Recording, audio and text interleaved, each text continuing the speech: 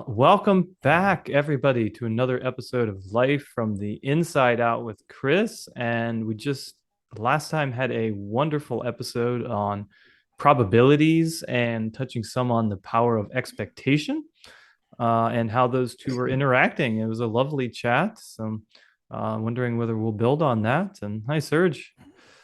Hey there. I can't speak to that. Well, you'll just have to take my word for it. It was lovely. Okay.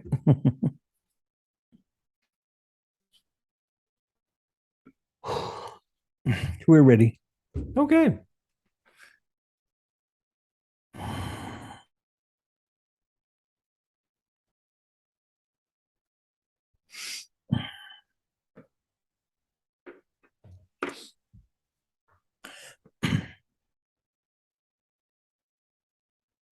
Now, another topic of conversation that can be brought into the fold concerning probabilities, as well as your intent, as well as your particular attitudes, expectations, and even feeling tones. So this can all be wrapped up together. Wednesday evening, when we gave the second of two discussions in preparation for the year ahead, especially in terms of deciding what or how you want to feel at any particular time and make that you could even say, your overarching theme for the weeks, months, and the year ahead. We spoke about the navigation system. Do you remember that one?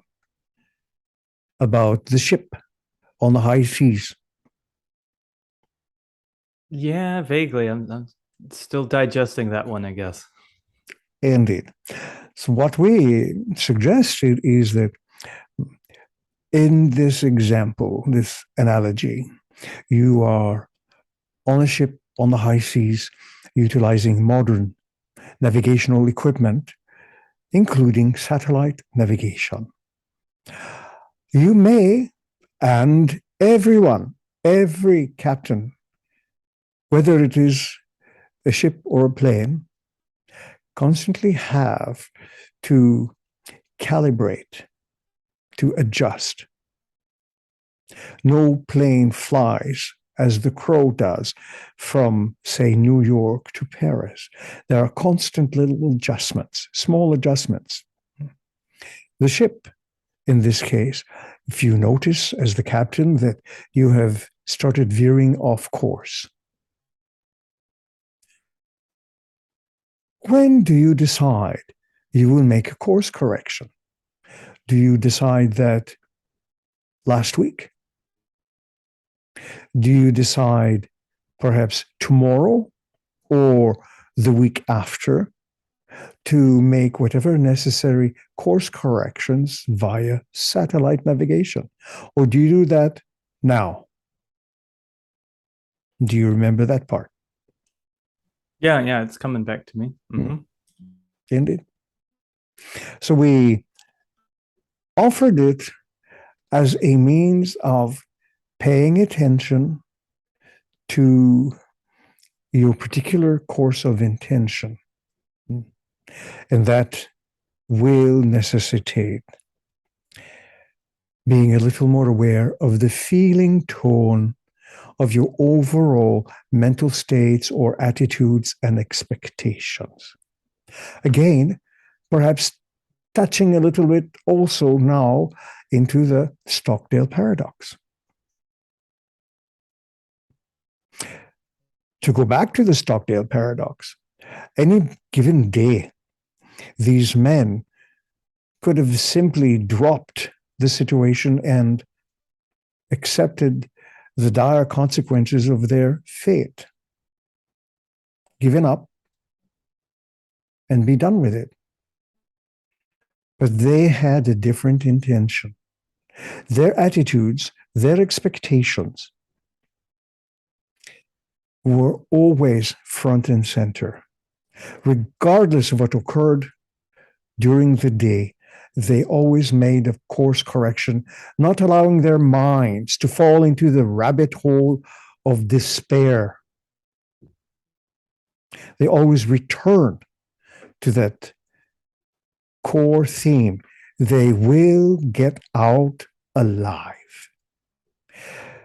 So when you navigate the high seas of your life, the days and the nights and the weeks and the months, it is easy to get distracted, to fall prey to ineffective, self-criticizing narratives, self-demeaning narratives, self-defeating narratives. But returning to your original intent, your original direction, you make varieties of course adjustments, and you do that with your feeling tones. You suddenly recognize your own feeling, the nature of your feelings is starting to veer off into some undesirable situation, veering off into a dark rabbit hole. You bring it back on course. You readjust the nature of your feelings, the nature of your attitudes, the nature of your expectations, to steer yourself towards your intended destination. Does that make sense? Yeah. Mm-hmm. I'm following. So, in line with that, all those probabilities that fall in line with your desired intention will maintain their attraction to you. It is not just that you are attracting them, you are also the recipient of their attraction. They have the potentials that you need for your fulfillment, for your development, for your joy, for your peace of mind. So it is an, if you like, reciprocal situation. They have all these things to offer, which is what you want. So you move towards each other. And this situation and many, many others all utilize the need to recognize just what kind of feelings are you utilizing. They are, in a sense, your rudder. They are your compass. If you notice you have veered north, well, you want to go northeast, you guide the ship, you change the rudder's direction to go northeast. So you keep staying on course. Regardless, there may be some speed bumps, some potholes, perhaps some traffic, construction, so many things on the road. But you just remain steadfast. You do not allow a situation to bring you down, to divert your attention anywhere. You are also realistic. You know the situation, but it is not going to deter you. Does that make sense? Yeah, and almost picking up on is particularly with the example of the course corrections. It would beg to some of the importance of mindfulness or building awareness. Of course. Yeah, you'd have This to be is aware all of. part. Indeed, all of these are important components of your feeling tones. And whenever you recognize, oh, I have allowed myself to be distracted and I have fallen into some self-criticism that is not necessary, I will stop that right away and I will go back on course. I have started thinking, oh, I may be out of financial resources. Oh, this is not what I'm thinking about. I will continue on my course and go ahead with whatever projects I want to accomplish.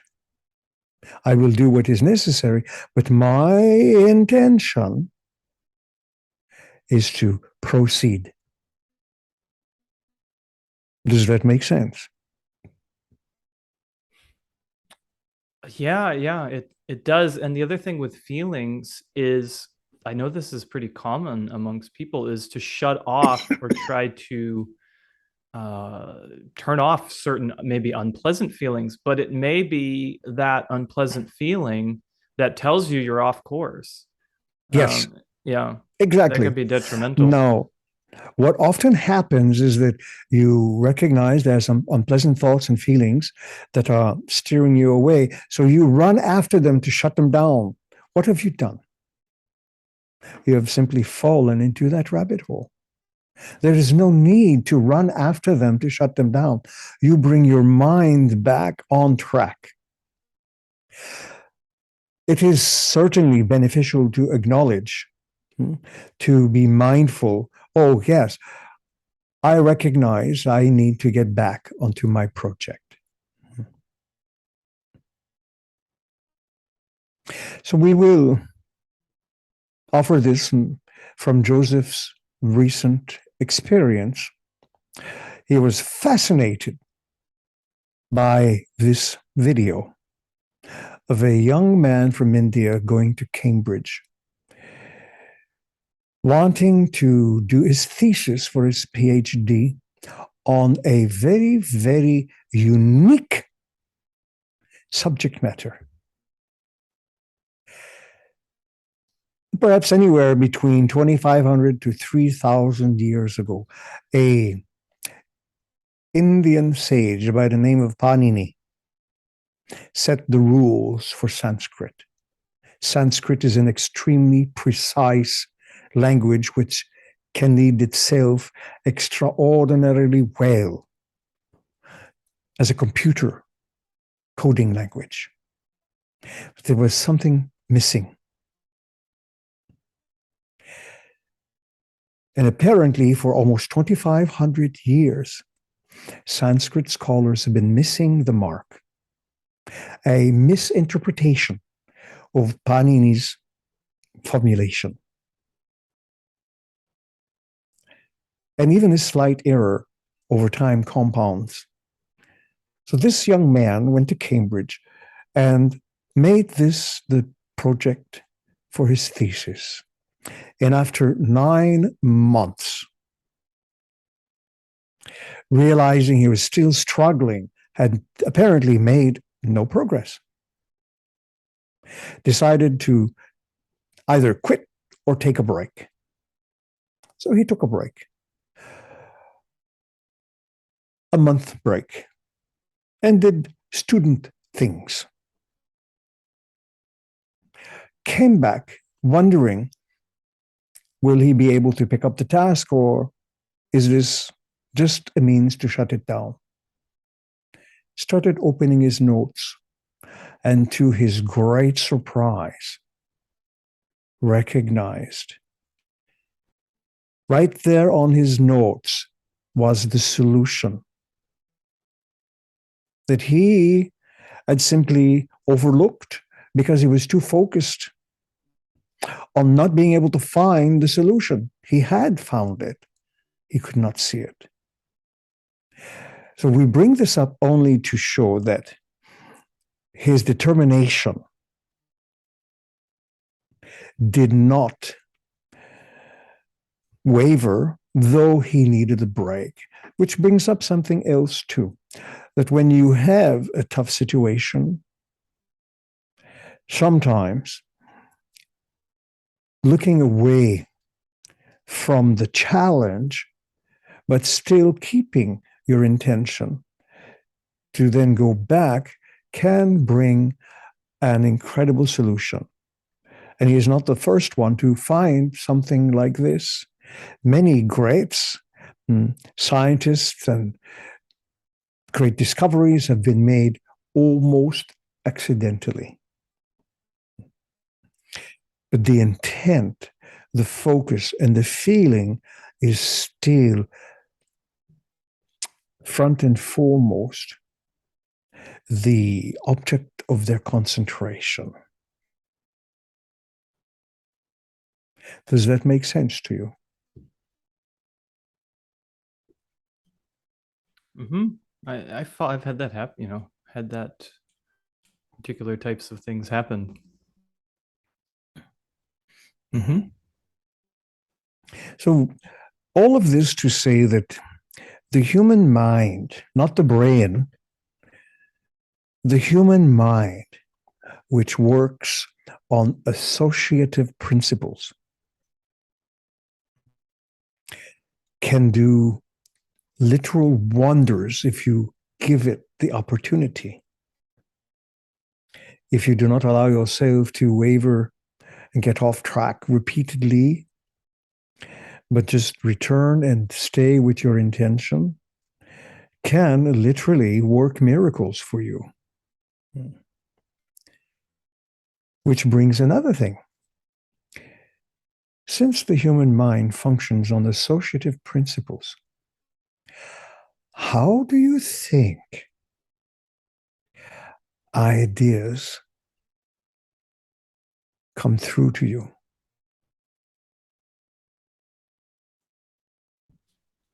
Well, through some sort of association, I'm Indeed, guessing. Yeah. indeed.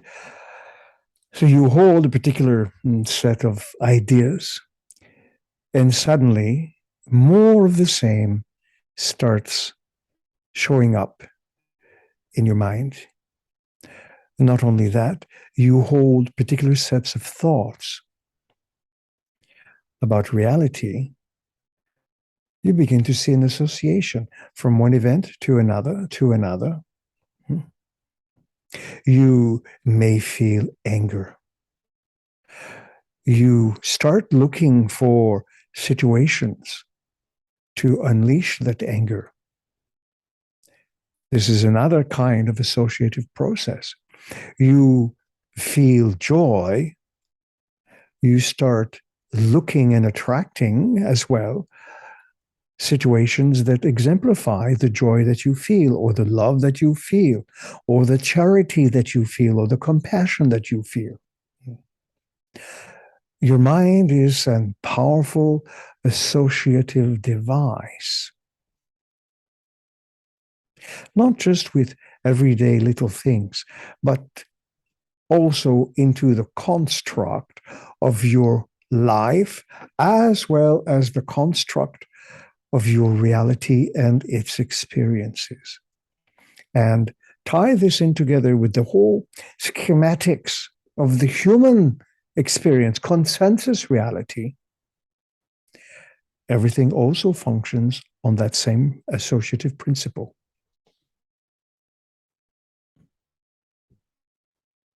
That is why, to utilize the common vernacular, a bunch of souls incarnate take birth together, because they can also work out certain dilemmas and challenges to expand their understanding of the creative processes.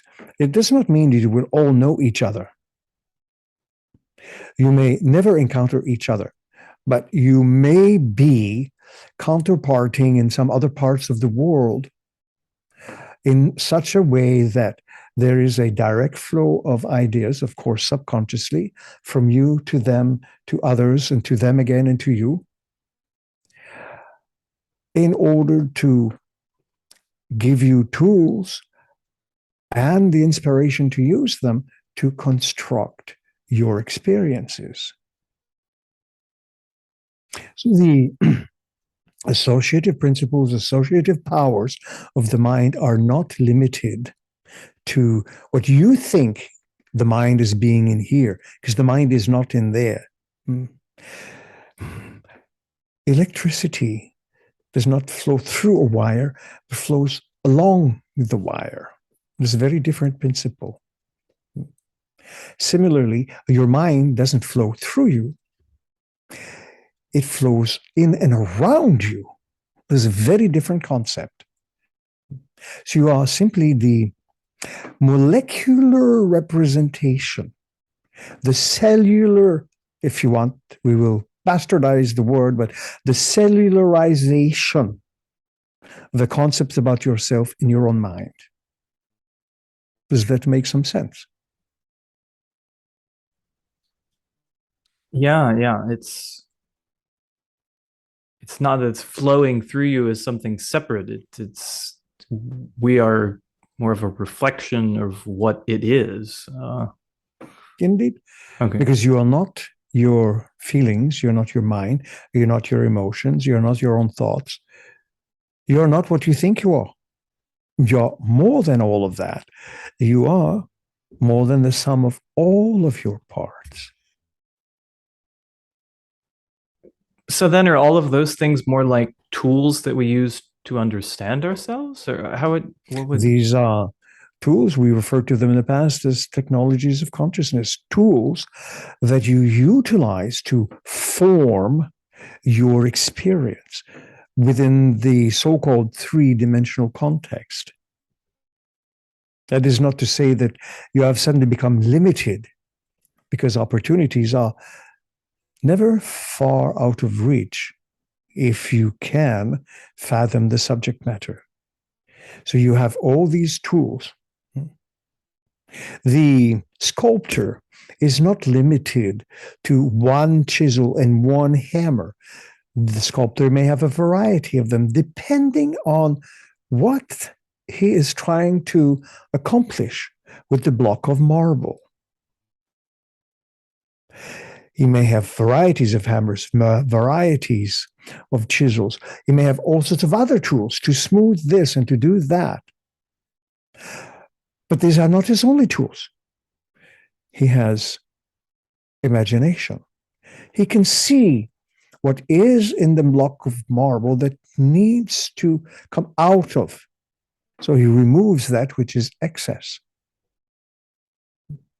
He has emotions, and he will have feelings that are all incorporated into the creation of whatever the sculptor is sculpting.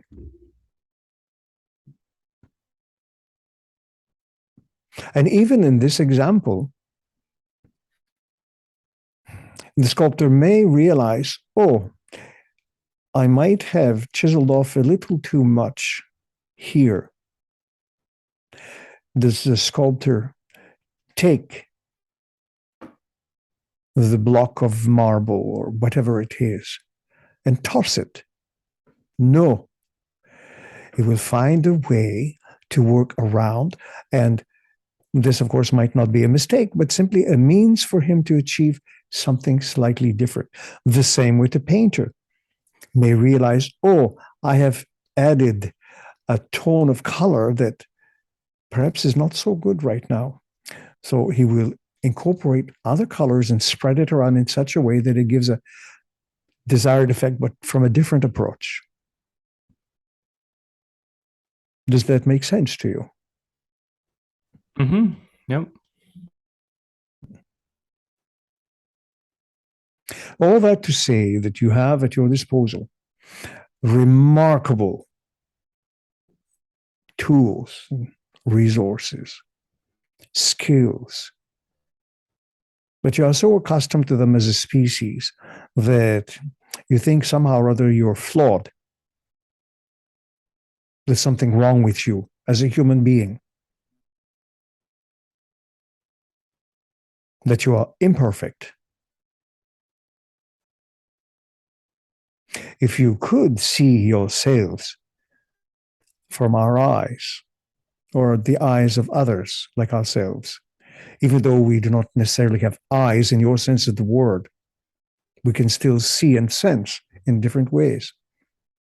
You would immediately abandon any and every notion of being flawed, imperfect, tainted, soiled, shame, guilt, remorse in those ways, overnight your species could reach a completely different platform of development. But you will get there.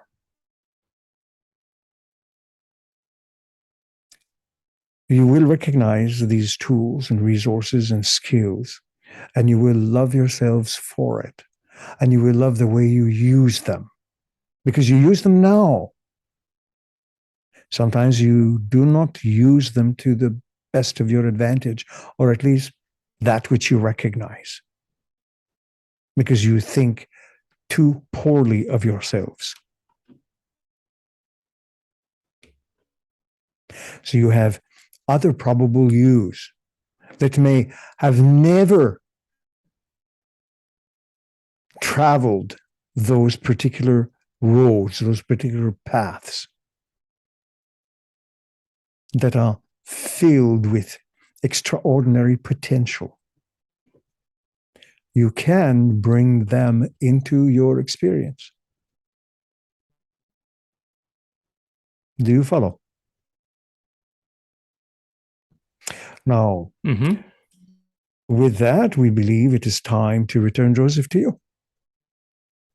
And it is time for your species to see themselves differently. You might think that this is a scandalous thought because, of course, our species is prone to war and destruction of the environment and of each other.